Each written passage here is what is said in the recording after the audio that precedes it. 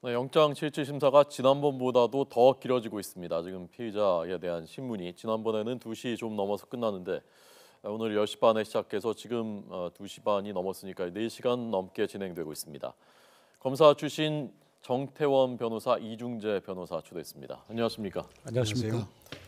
좀 전 이규철 특검부가 이번에 두 번째 구속영장 청구 사전에 충분히 준비했다라고 했는데 지난번과 비교해서요. 지난 1월 말과 비교해서 어떤 부분이 보강됐고 어떤 부분 더 추가해서 충분히 준비가 됐다고 보시는지까지 좀 말씀해 주시죠. 특검 입장에서 최선을 다한 건 맞는 것으로 보입니다. 다만 이제 기본적인 전제 사실은 그 기본 틀은 그대로인 걸로 보입니다. 그러니까 삼성물산과 제일모직의 합병을 도와준 대가로 이렇게 재단에 출연을 하고 또 최순실 모녀에 대해서 지원을 했다. 이런 틀인데 다만 지난번에는 이제 삼성물산과 제일모직 합병만 도와줬다. 그런데 이번에 아마 추가된 거는 보도에 의하면은 그 뒤에 그 가업 승계를 마무리하는 거. 예를 들어서 이제 그 뒤에 그 삼성 SDI 같은 경우에는 신규 순환 출자 금지가 되기 때문에 1,000만 주를 팔아야 되는데 500만 주만 팔겠다. 그 부탁을 해서 또 한 가지는 예를 들어서 삼성 바이오로직스 같은 경우에 상장하는 데 도움을 줬다. 그런 내용들이 이제 추가된 것으로 보이고요. 또 지난번에는 독일로 돈을 보내는 거에 대해서 별다른 그 적용 법조가 없었는데 이번에는 그것이 무단으로 보낸 것이고 불법으로 보낸 것이니까 재산의 국외도피에 해당된다. 특경가법에 해당된다. 또 이번에 새로 샀다는 블라디미르 말, 그 말을 사면서도 가장해서 계약을 했으니까 그것도 이제 이 범죄로 얻은 그 수익을 몰래 감축을 하는 것이다. 그래서 그게 추가된 것으로 보이는데 기본적인 사실은 같은 것으로 보이고 다만 이제 지난번에도 이제 또 쟁점이 있던 거 마찬가지로 과연 이것이 대가 관계가 있느냐 그 점에 대해서 치열하게 다투어질 것으로 보이고 다만 지난번에는 이제 그 판사가 기각을 하면서 이러이러한 점이 부족하다. 예를 들어 관련자에 대한 조사가 부족하다. 대가 관계에 대한 소명이 부족하다 했기 때문에 그 부분에 대해서 특검이 집중적으로 보완을 했을 걸로 보이고 또 그 부분에 대해서 오늘 다시 그 구속 전 피의자 신문에서 치열하게 변호인과 특검 간에 그 치열한 논쟁이 있는 것으로 보입니다. 네. 그래서 지금 말씀하신 그 두 부분 지난번 기각했을 때 관련자 조사가 부족하다는 게 대통령하고 최순실 조사 부족하다는 부분인데 그 부분은 이번에 큰 상황 변화 없었고 그다음에 이제 추가 그 소명이 부족하다는 부분에 대해서 이번에 안종범 전 수석의 수첩이라든가 보강했다는 건데 그 부분이 어느 정도 보강됐고 실제로 재판부가 판단하는데 어느 정도 영향을 미칠 것 같습니까? 그렇습니다. 지난번에 이제 최대 영장을 기각할 때 대가성, 부정한 청탁 이걸 입증할 증거가 부족한 거 아니냐 지금 판사가 그런 얘기를 했죠. 그래서 그 이후에 이제 3주간 수사를 해서 지금 말씀하신 대로 안종범 전 수석의 업무 수첩 39건이 추가로 제출이 됐고요. 그 다음에 공정거래위 금융위에 대한 압수수색에서 추가 자료 확보하고 그다음에 관련자들 진술을 받았을 거란 말입니다. 그런데 지난번 영장 청구할 때 최대 특검의 약점은 삼성의 합병은 2015년 7월 17일 날에 이미 이루어졌는데 그 이후에 삼성에서 최순실 일가를 지원을 했단 말입니다. 그러니까 시간적 순서가 뭐가 잘못된 거 아니냐. 그래서 특검이 새로 공정위와 금융위를 압수수색하면서 이 공정위가 원래는 삼성 SDI가 보유하고 있던 삼성물산에 대한 주식을 원래 1,000만 주를 처분해라 이렇게 하다가 청와대가 개입한 것으로 보이는 의혹이 있은 다음에 연말에 가서 500만 주로 줄여줬다. 그럼 이건 삼성 합병 이후에 이루어진 일이거든요.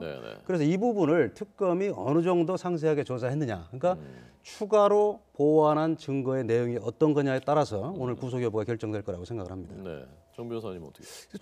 우선 1,000만 주에 500만 주도 좀 다툼인데 사실은 그게 이제 공정거래위원회에서는 처음에 1,000만 주로 생각을 하고 1,000만 주를 팔아하려고 했는데 삼성 측에서 그 이의를 제기해서 500만 주로 줄었다는 거 아닙니까? 그리고 특검 측은 그 과정에 청와대의 압력이 있었다 이렇게 보고 있는데 사실 그 공정거래위원회 결정에 대해서는 지금 재판으로 가게 되면 공정거래위원회 패소율이 15%는 20%에 해당되고 지난 5년간 그 과징금 물어준 게 한 1조 원 됩니다. 그래서 공정거래위원회는 행정기관적인 성격을 가지고 있고 최종적인 판단이 아니고 또 특히 이제 그 문제가 된 그 법조문의 경우에는 새로 이제 만들어졌기 때문에 그 해석을 둘러싸고 굉장히 다툼이 있을 수밖에 없거든요. 그래서 그 가이드라인 자체도 나중에 2000년도 12월 달에 만들어졌다는 거거든요. 그래서 그 점에 관해서도 아마 법리적 다툼이 있을 것으로 보이고요. 예를 들어서 원래 1000만 주 팔아야 되는데 루비에서 500만 주를 했다는 명백하게 부정한 그 공권력 행사가 있었겠죠. 근데 네. 과연 그런 것인지에 대해서도 상당히 다투어지는 걸로 이제 보입니다. 네. 지금 이제 아마도 지난번 선례를 적용하자면은 내일 새벽쯤 5시쯤 뭐 그렇게 나왔는데 오늘은 그때보다 지금 더 길거든요. 그래서 지금 우리가 결과를 예단하는 것은 매우 조심스러운 일입니다만은 그냥 법리만 놓고 봤을 때 지난번과 비교해서 어느 쪽 가능성이 더 높다고 상대적으로 높다고 보시는지 두 분의 예측을 좀 들어보고 싶습니다. 그래도. 지금 뭐 방금 말씀드렸습니다마는 새로 수집한 증거의 내용이 어떤 거냐에 따라 다릅니다. 네. 그렇기 때문에 지금 삼성에서 최순실 씨 일가를 지원해 준 거는 2015년 9월부터 2016년 한 7월 정도거든요. 그러면은 그렇게 먼저 지원을 해주고 방금 말씀드린 공정거래위원회에서 유리한 처분을 받았는지 또 금융위에서 삼성바이오로직스의 상장 그것도 이제 2015년 말이란 말입니다. 그러니까 미리 삼성 측에서 지원을 하고 그런 대가를 받았느냐 네. 이게 과연 증거로서 확보가 되느냐 네. 만약에 그게 확보되면은 예. 발부될 가능성이 꽤 있는 거죠. 근데 그 부분이 증거가 뭐 어느 정도 확보되는지 그건 알 수가 보도된 것 없습니다, 이상의 지금. 네, 뭐가 그렇습니다. 있을지 모르니까 그건 그렇습니다. 뭐 정확히 말씀하실 수 없다라는 거죠. 그렇습니다. 좀 조심스러우신 거죠? 지금 기록을 못 본 상태에서 예, 그걸 뭐 예단해서 알겠습니다. 말씀드리는 좀 거죠. 또 한 가지 이제 그 특검이 이제 넘어야 할 이제 사는 무엇인가 하면 지금 그 뇌물죄라는 것은 공무원에게만 해당되거든요. 최순실은 공무원이 아니지 않습니까? 그러니까 최순실은 결국 대통령 또는 안종범 수석과 공모해서 이 돈을 받았다라는 네. 쪽으로 이제 해석이 돼야 되고요. 그렇다고 한다면 과연 종전에 특검이 밝힌 바와 같이 최순실과 박 대통령이 한 주머니를 가지고 있느냐. 최순실에 갖다 주면 그것이 박 대통령에게 준 거와 마찬가지로 해석될 수 있느냐. 네. 그런 점이 좀 더 이제 밝혀졌어야 될 걸로 보이고요. 네, 네. 또 공모의 점에 관해서 아마 그 행정소송 단계에서 나온 모양인데 박 대통령과 최순실이 그 독일로 간 9월 초부터 10월 말까지 170여 차례 통화를 했다. 뭐 이런 걸로 보면 그 전에도 공모한 것이 아니야. 그 전에도 몇백 차례 통화한 게 나오니까. 네. 그런데 그거는 이제 간접적인 증거에 불과하거든요. 그래서 이거를 그러니까 박 대통령과 최순실이 경제적으로 하나다. 그거에 관한 증거들을 얼마나 이번에 수집했는지도 상당한 영향을 그 미칠 걸로 부분이 보입니다. 지난번과 달라진 부분이 추가로 지금까지 뭐 보도되거나 아니면 특검이 밝힌 내용은 없었거든요. 그 부분에 대해서는요. 예, 밝힌 바는 없는데 뭐 그건 또 수사 기밀에 해당되기 때문에 안 할 수도 있기 때문에요. 예, 알겠습니다.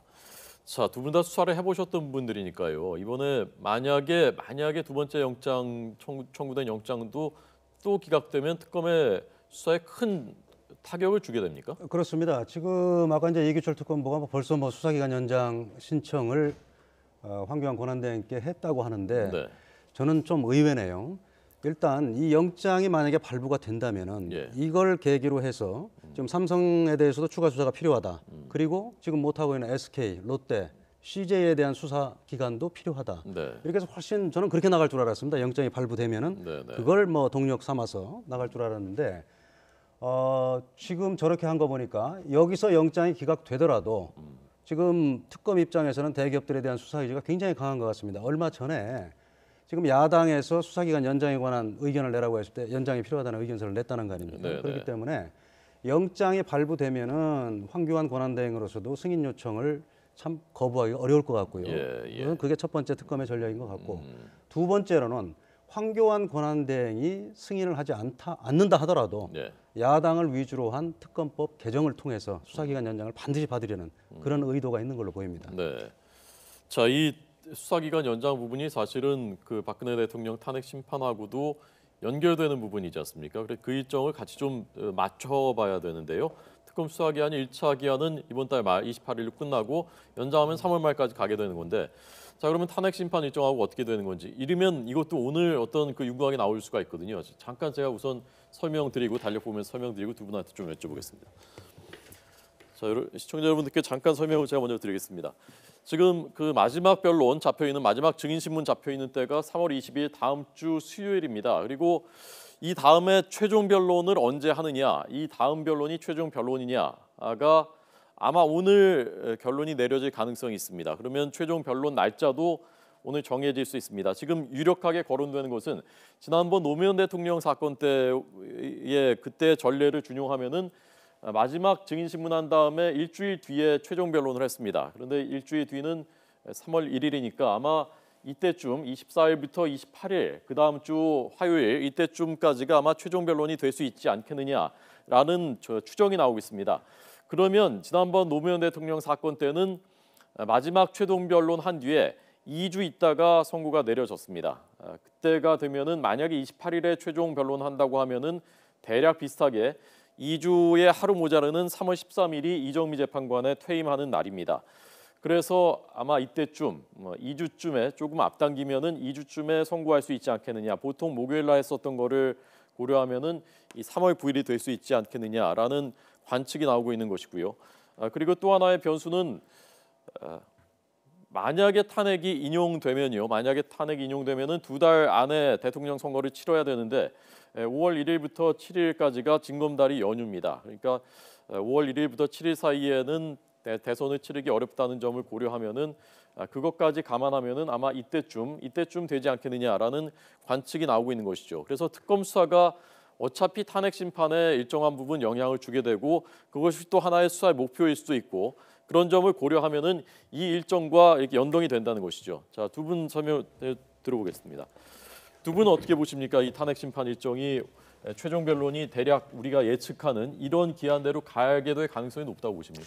일단 뭐 그 22일까지 증인신문기를 잡았고요. 23일까지 이제 그동안 주장했던 걸 정리해서 최종 변론 요지서를 내라고 했기 때문에 일반적으로 생각하기엔 그러면 뭐 재판이 다 끝난 거 아니냐 이렇게 생각할 수도 있는데 또 이제 지금 막판에 또 튀어나온 게 고영태 등의 그 녹취록이 있거든요. 그게 그 파일이 한 2,000개 된다는데 혹시 그 2,000개 중에서 이 대통령의 탄핵과 관련된 사항들이 또 혹시 나올 수 있을 가능성도 있거든요. 물론 이제 지금 저 국회 측에서는 그거는 사담이나 하여튼 뭐 영어회화 공부한 거다 이렇게 얘기는 하고 있지만 그러면 잠깐만요. 지금 그 자막으로 저희가 전해드렸습니다. 청와대 압수수색 불승인 집행정지를 특검이 서울행정법원에 낸 그 집행정지 소송이 각하됐습니다. 각하라는 것은 소송 요건이 안 된다는 얘기죠. 그래서 아예 그 필요가 없다는 얘기, 심리를 할 필요가 없다는 겁니다. 좀 더 설명해 주시죠. 예, 지금 저기서 이제 가장 쟁점이 됐던 게 과연 국가기관이 항고소송의 당사자가 될 수 있느냐 이 문제인데요.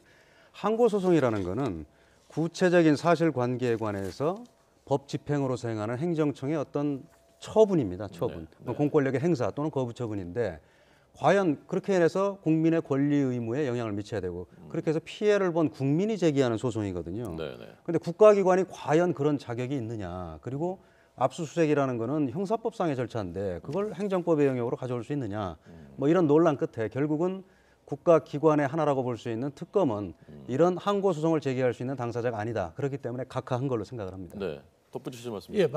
지금 뭐 말씀하신 그대로고요. 국가기관도 물론 이제 뭐 저런 그 행정처분의 취소를 구하는 소송, 그걸 항고소송이라고 하거든요.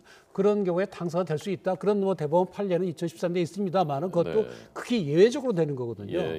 그래서 뭐 다른 모든 법률적 수단이 없을 때 최후적으로 그게 인정되는 거였는데 과연 특검이라는 국가기관이 청와대를 상대로 같은 국가기관을 상대로 할 수 있느냐 거기에 대해서 굉장히 이론적인 그 다툼이 있었고요. 아마도 뭐 그 결정문을 보지는 못했습니다만은 그것이 뭐 제일 큰 문제가 되지 않았나 싶습니다. 또 형사소송은 형사소송대로 거기에 또 불복하는 절차들이 있거든요. 항소한다든지 상고한다든지 또는 그 결정 자체에 대해서도 항고한다든지 그런 것들이 있는데 그것을 행정처분으로 봐서 행정소송으로 해서 법원에서 한다면 그러면 행정법원이 형사법원이 할 일을 다 하게 되는 거거든요. 그런 문제도 있기 때문에 아예 그 실질적으로 과연 옳으냐 그러냐 하는 거를 들어가지 않고 그냥 각하를 하는 것이 아닌가 그렇게 추측됩니다. 자, 이렇게 되면은 특검의 수사가 또 한 번 어떤 그 장애물을 만나게 되는 것이고 특검의 수사의 기세도 또 좀 꺾일 수밖에 없는 그렇게 볼 수 있는 건가요? 그렇습니다. 일단 그렇습니다. 청와대에서 정말 뭐 특검이 필요로 하는 문건이 얼마든지 있을 수가 있거든요. 그런데 그 부분은 일단 좌절이 됐지만 어쨌든 특검은 이 소송에 그렇게 엄청난 기대를 또 한편으로는 걸진 않았을 거예요. 왜냐하면 그런 전례가 없고 그렇기 때문에 이제 어쩔 수 없이 마지막 수단으로 이제 뭐 행정소송을 법에 의한 항고 소송을 제기한 건데 뭐 특검이 이게 각하될지 모른다는 예상을 못한 건 아니라고 봅니다. 그리고 지금 이재용 부회장에 대한 영장 청구하면서 밝혔습니다만은 자신 있다. 우리가 그동안 3주 동안 충분하게 밝혔다. 네, 뭐 네. 이거기 때문에 구속영장 발부에 좀 예. 맡은 뭐 명운을 걸었다 이렇게 예, 말씀드리겠습니다. 그러니까 결국 이제 내일 새벽이 모든 대부분의 것들의 큰 방향의 그렇습니다. 기로가 되겠는데요. 앞서 그래서 그 탄핵 심판 일정을 봤는데 특검 수사 기한하고요, 수사 기한 연장하고도 이것이 어떤 정도의 상관성을 갖고 있는 있을까요? 우선 그 대통령 측 입장에서 보면은 만약에 탄핵이 인용이 되면 파면이 되거든요. 네네. 파면이 되면 이제 대통령으로서의 특권, 그러니까 대통령으로 재직하는 동안에는 형사소출을 받지 않는다는 그 헌법 규정에 의한 보호가 없어지게 되죠. 그래서 뭐 이론적으로 얘기하면 파면된 탄핵이 인용된 그 다음 날 특검이 구속영장 신청해서 구속도 할 수 있거든요. 이론적으로. 네네. 그런 점에서 하여튼 대통령 측으로서는 특검이 계속 그렇게 탄핵 그 결정 이후까지도 가는 건 굉장히 불안해할 수밖에 없는 거죠. 근데 한편 특검 측 입장에서는 어떻게든지 수사를 해서 그거를 헌법재판하는데 어느 정도 반영이 돼야 되지 않느냐. 뭐 그런 입장인 것이 그게 서로 이제 같이 이제 그 맞물려 가는 건데 예, 재판에 반영이 되게 하려면은 2월 말까지 결론을 내려야지 재판에 반영될 수 있는 거 아니에요? 그렇습니다. 3월 13일 이전에 만약에 탄핵 결정이 난다고 한다면 그 전에 맞춰야 되는 거죠. 근데 사실 뭐 특검에 직접 하게 되면 또 자꾸 일에 대한 욕심도 생기고 좀 더 잘해보자, 더 열심히 하는 생각이 들기 때문에 여기서 끝마치기는 아쉽다, 좀 더 해보자. 특히 보면 그 특검법에 보면 14개 사항을 다 정해서 그 14개 사항에 대한 수사 네. 그리고 그와 관련돼서 인지할 수 있는 사건 이렇게 되어 있는데 지금 특검이 한 거는 반 정도 하지 않았을까 싶거든요. 그 하나하나에 대해서.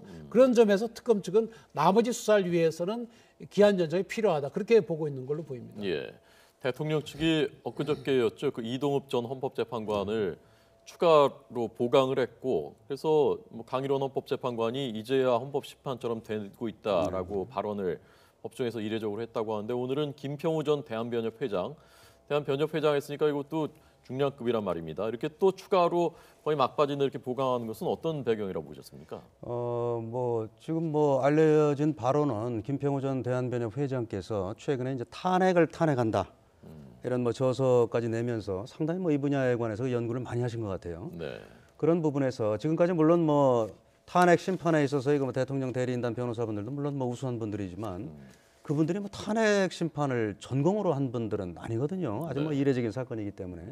그래서 헌법재판관 출신인 이동읍 전 재판관도 합류를 하고 또 뭐 최근에 이런 뭐 연구를 많이 하신 김평우 전 대한변협 회장도 영입한 걸로 그렇게 생각을 합니다. 그 김평호 변호사 같은 건 뭐 대한변협 회장을 했다는 그것이 중요한 것이 아니고 네.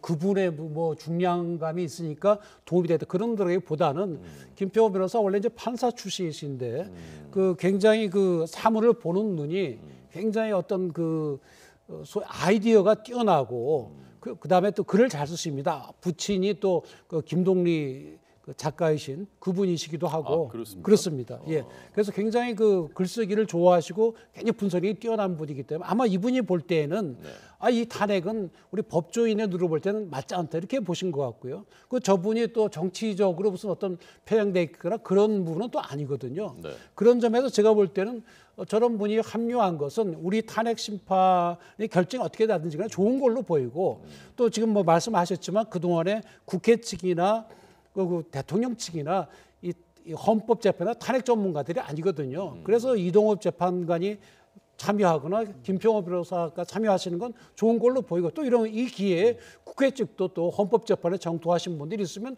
보강하는 것도 이제 다 끝나가긴 하지만 말미에 어느 쪽이나 간에 사실 이게 받아들이기 쉽지 않은 결론이기 때문에 참여하는 것은 상당히 좋은 것으로 보입니다. 자 마지막으로 이 변호사님께요. 지금 생각보다 지난번에도 꽤 길게 한다고 했었는데 지금 더 길어지고 있습니다. 이재용 부회장 영장 실질심사 피의자 신문이 이 결과가 탄핵 심판에도 영향을 줄 수 있습니까? 저는 뭐 탄핵 심판에 영향을 줄 수는 있지만은 결정적이지는 아니라고 봅니다. 왜냐하면 이미 뭐 국회 측에서 밝혔듯이 소추위원단 측에서요. 지금 뭐 법률 위반 사유는 다 뺐지 않습니까? 탄핵 소추 사유 중에서. 그리고 헌법 위반 사유 몇 가지만 판단해달라. 네. 그러면서 뭐 지금 뭐 헌재 재판관 구성에 좀 이상이 생기기 전에 미리 좀 조속한 결론을 내서 국정 혼란을 최소화해달라 이랬기 네. 때문에 예. 이 뇌물죄 부분이 밝혀진다고 해서 결정적이라고 보지는 않습니다. 결국 헌법을 위반했느냐, 국민 주권주의라든가 그렇습니다. 이런 부분이 핵심 쟁점이 될 것이다.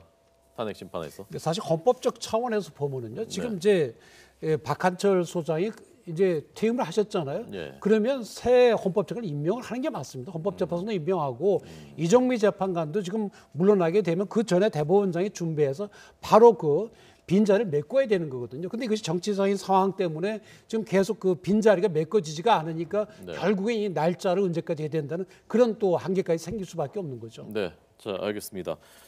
이재용 부회장, 삼성전자 부회장 영장 실질심사 피의자 신문이 끝나고 나오면 그 모습은 저희가 또 다시 생중계로 전해드리도록 하겠습니다. 두 법률가들의 분석 들었습니다. 고맙습니다. 고맙습니다.